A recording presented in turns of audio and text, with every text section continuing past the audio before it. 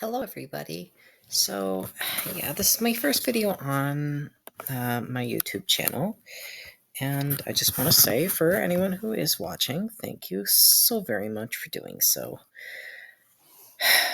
Alright, so now we have this over with, let the actual video commence. Hollow Knight spoiler warning. Alright, you goofy goobers, so first order of business, we should probably get out of the way.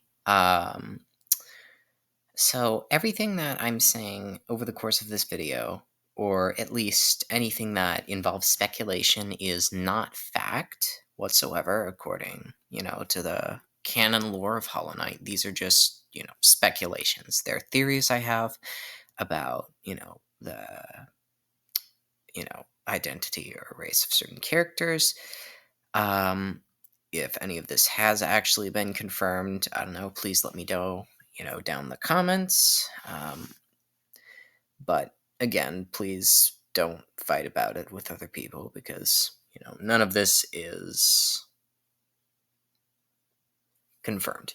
Okay, alright, but down to the course of the video that we have is that, yeah, Lord Fool is a worm, and there are a few things to back this up. First of all, as shown in the picture here, this is the outside entrance of the Colosseum of Fools rather than the back entrance.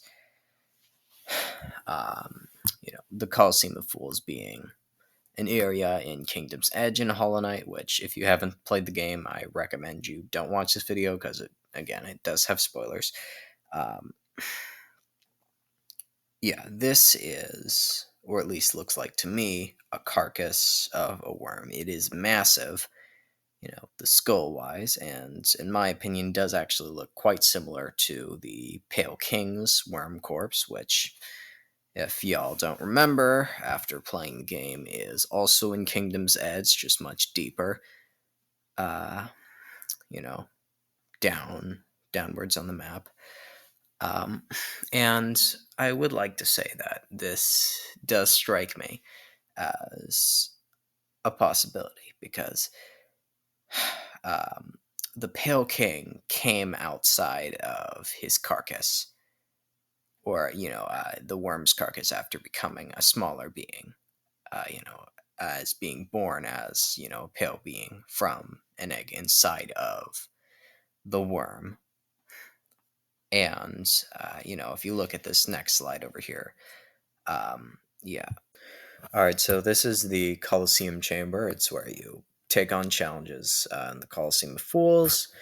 To the left of this chamber, of course, is where you would accept these trials, being Trial of the Fool, Trial of the Conqueror, and Trial of the Warrior, or is it Trial of the Beast? I cannot remember. However, dead center, Lord Fool. Yeah, nobody seems to care that he's dead, hilariously.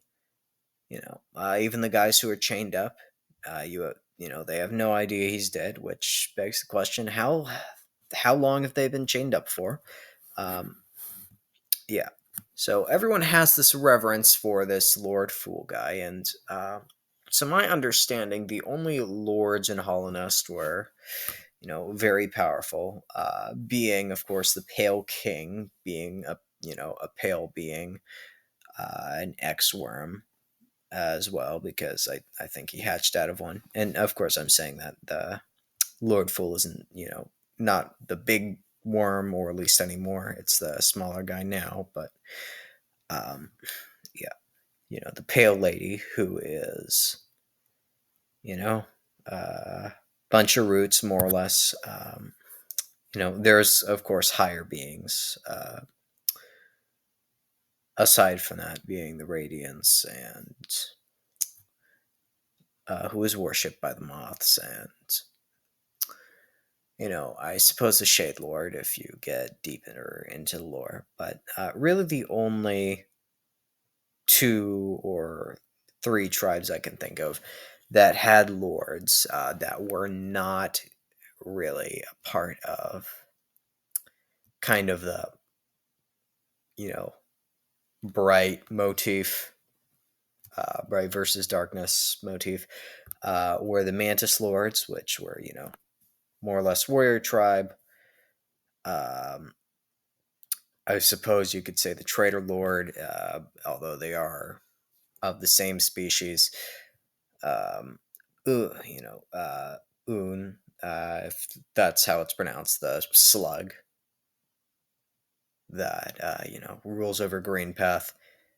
And if you want to get really technical, the hive mind of the mushrooms and the fungal waste. However, if I remember correctly, that was taken over by the Radiants.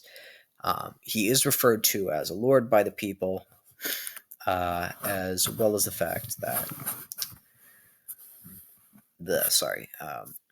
there's also the fact that there are infected mobs that will spawn in during various trials, and they do not attack any other mobs. They do not attack the bystanders in the crowd, which this could just be a gameplay mechanic, of course, because it would be kind of stupid if it's like, the mobs no longer target the knight. They are starting to attack the crowd.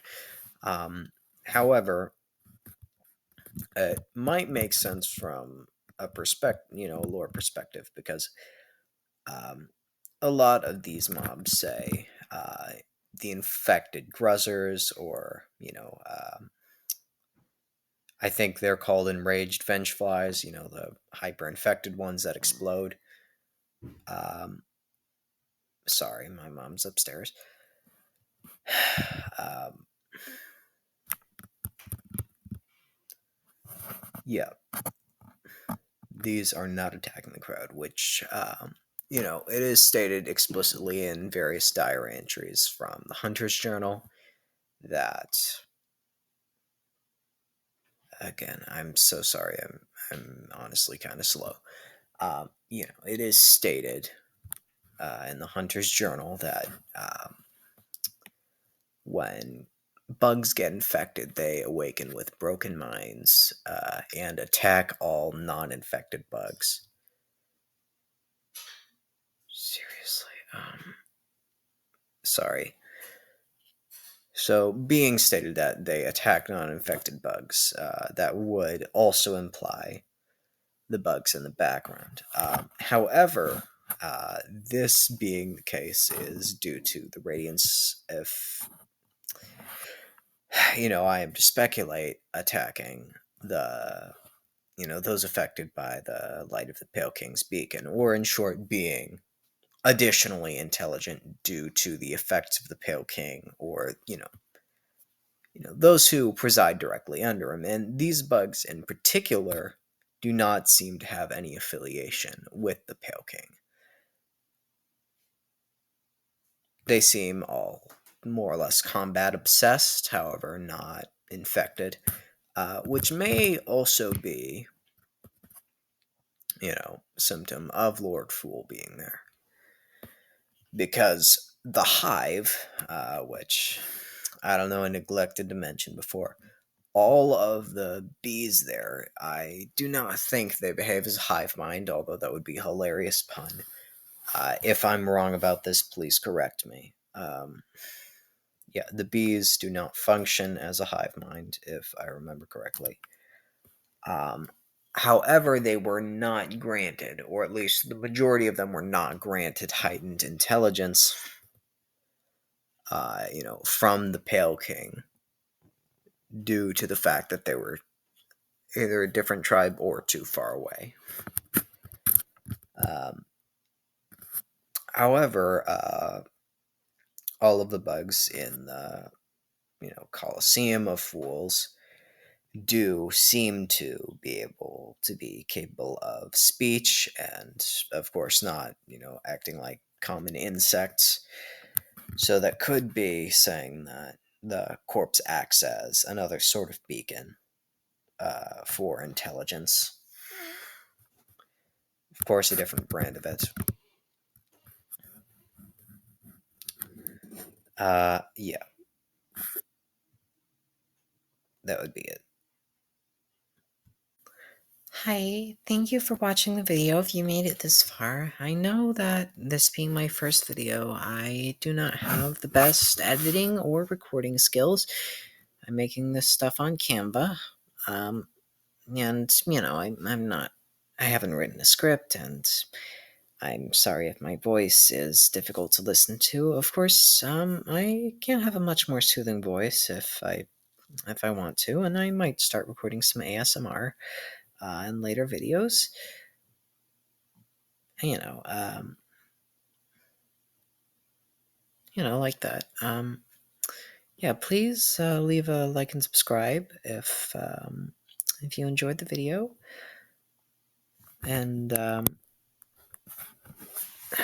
I know this has been a problem for other YouTubers, but please no creepy comments. If you do, I'm probably gonna block those comments, and I have no idea if I can, but probably block you on YouTube. I have no idea if that's possible. Please don't do that. I have a history of people doing that IRL, and it really sucks.